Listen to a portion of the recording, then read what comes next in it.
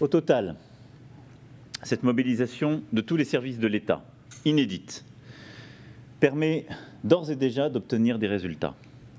Les reconduites à la frontière augmentent en effet fortement.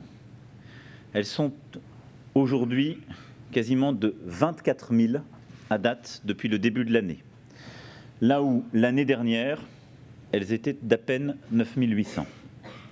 Les interpellations en mer ont augmenté de 50% depuis le début de l'année, pour atteindre le niveau inégalé de 550 personnes interpellées en septembre 2019. Vous le voyez, à eux seuls, ces chiffres montrent qu'il ne s'agit plus de paroles, mais bien d'une action efficace désormais de l'État et de la puissance publique, dont l'objectif est non seulement d'endiguer les flux, mais de décourager les passeurs et ceux qui utilisent leurs services, et de démanteler ces réseaux de passeurs de manière efficace.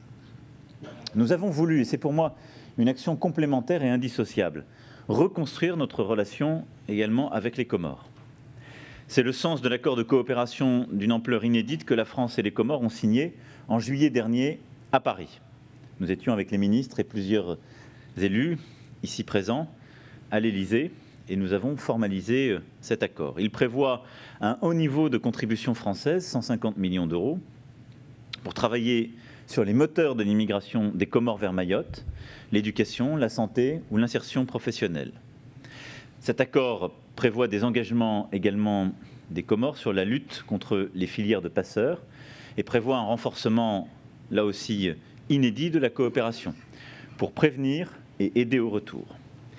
Nous enregistrons les premières améliorations concrètes avec des démantèlements de filières en juillet, une baisse de 20% du nombre d'embarcations détectées en septembre de cette année. Et je veux ici dire très clairement aux Mahorais que ces moyens que la France consacre aux Comores n'enlèvent rien à l'effort fait pour Mayotte. Au contraire, ils sont la condition même de la réussite de cette politique que nous sommes en train de conduire.